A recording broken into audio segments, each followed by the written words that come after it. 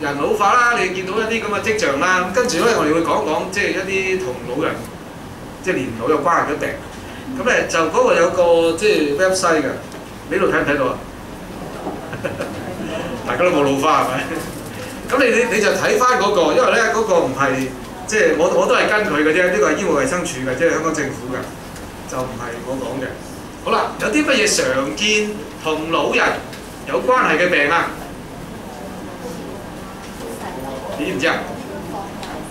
咁呢個就係嗰個政府嘅 website 啦，即係長者健康問題嗰度啊。咁咧佢個 website 咧就提出幾樣，即係提出呢啲病睇唔睇到啊？都睇到係咪？咁我哋將中風擺最先啊！點為之中風啊？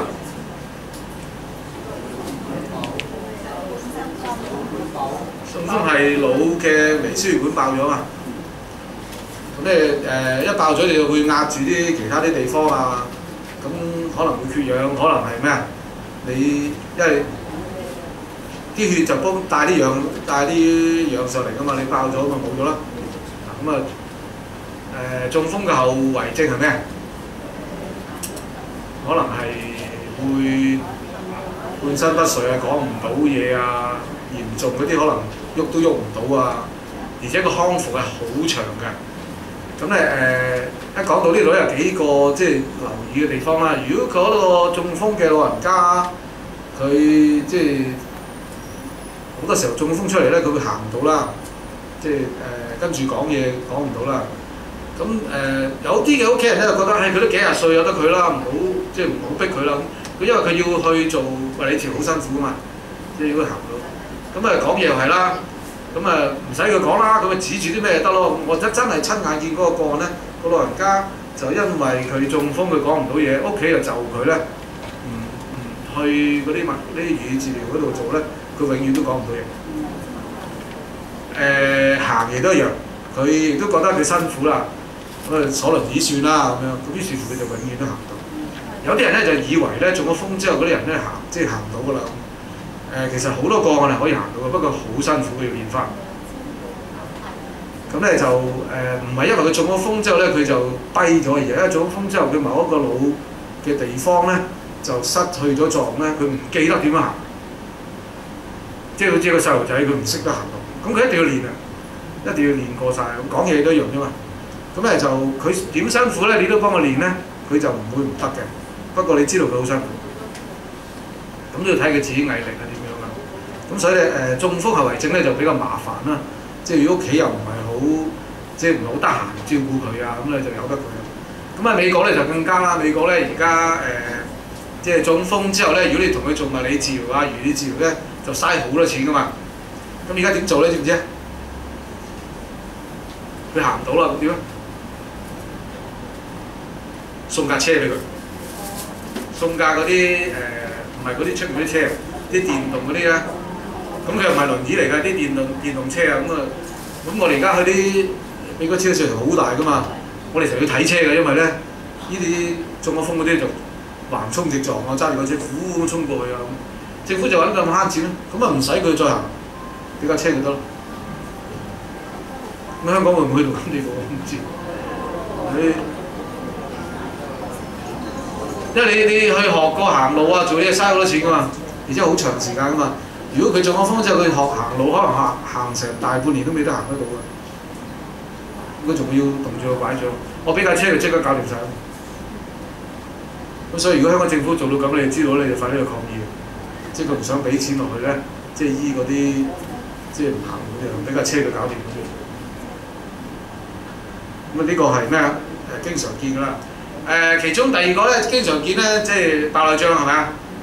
白內障咧就唔係所有老人家都會有嘅，有啲老人家有，有啲老人家就未必有。咁但係呢個就經常，呢個係因為咧，即係老化見到嘅，咁係我哋眼睛細胞退化啦，咁你個眼睛嗰個晶體退化，咁於是乎就要換啦，係咪？咁啊以前就我哋聽就話要熟咗先㗎嘛，係咪啊？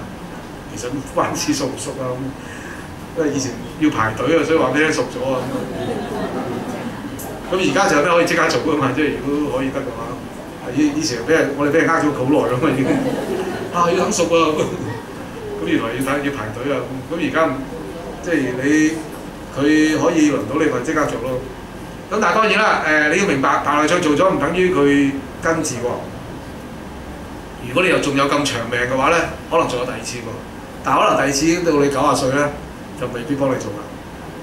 咁所以有啲老人家淨慢到啦，即係佢到90幾歲咧，即係失晒啲視力啊，就咁解。咁另一個同眼有關係咧，就係呢一個叫做老年性黃斑點退化，呢個冇得醫嘅，呢個係即係黃斑點退化就係你視網膜裏邊嗰啲細胞即係退化啦，嗰啲最終就會盲㗎啦嗰啲。咁我哋教會度有一個老人家係咁樣嘅，佢而家已經只係睇到個影嘅啫，即係分辨唔到嗰啲人啊嗰啲。咁呢個都係同即係老化有關係嘅，係啲細胞嘅老化。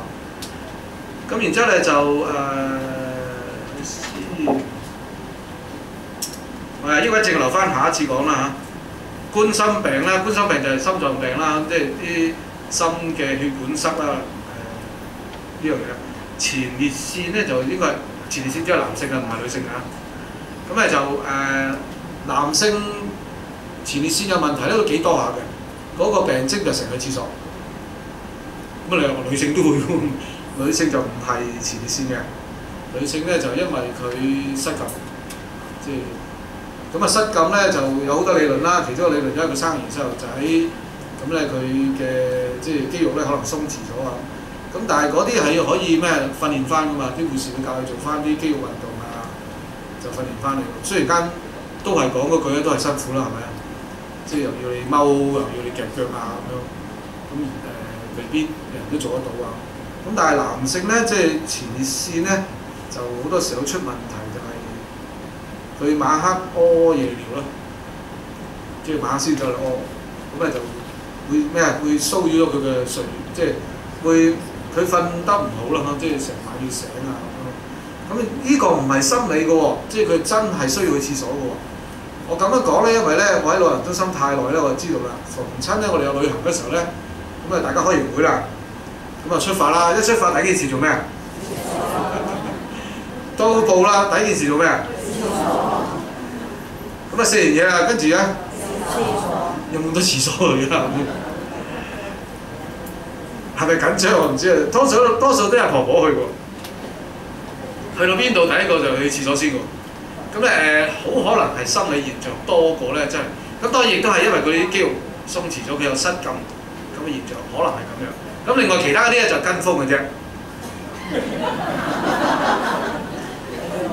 即係等於打喊路，你打我跟住我都打，唔好蝕底啊咁樣。咁啊個個走去廁所嘅啫。咁前列腺啦，跟住咧就同老人有關係嘅咧就隔離嗰邊高血壓啦。呢個頭先講過啦，骨質疏鬆啦，骨質疏鬆咧就其實我哋好早咧就唔係好早啊，即係我哋知道我哋嘅骨係我哋咩啲人晚食鈣片㗎係咪啊？唔好食咁多添，知唔知啊？有啲人食到咩成個身都鈣化埋啊嘛，係啊，首先落肝先，肝硬化，所以唔好隨便食嗰啲嘢。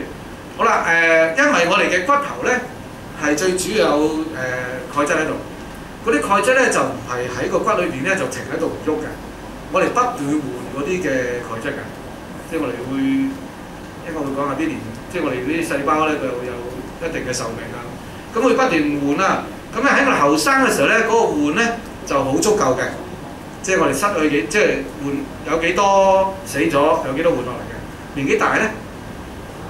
有啲咧就失去咗咧，你換唔切㗎啦。咁所以咧就換唔切嘅話，就慢慢會疏咯，即係會所有老人家會有㗎啦。爭在啲係好嚴重，嗰啲就變咗骨質疏鬆。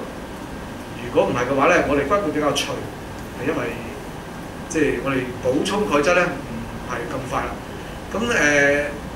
咁飲多啲嗰啲咩欣宜鈣質奶粉有冇用啊？咩高鈣奶嗰啲有冇用啊？有冇用㗎？又唔可以講係完全冇用嘅，咁佢都叫鈣質啦。不過你寫鈣質落去，你問題係你嘅身體機能嘅問題啊嘛，唔係你飲幾多鈣質落去啊嘛。你係咁樣換嗰啲鈣鈣就係咁樣換噶啦嘛。即係嗰啲鈣質流失咗，佢唔會因為你飲多咗幾樽奶就會咩增加落去噶嘛。除非真係食嗰啲補骨丸所謂，即係真係食到補骨丸就真係補骨。不過啲一定係醫生即係睇住嘅。即係而家嗰啲疏鬆咧真係嚴重嗰啲咧，就食嗰啲補骨丸啦。嗰啲補骨丸本來係俾嗰啲 cancer 咧俾人食㗎嘛，而家就俾埋你食。因為好多 cancer 佢做chemotherapy 即係化療，通常啲骨冇晒㗎嘛，咁我哋食補骨丸。咁而家啲補骨丸就通常係即係呢啲藥。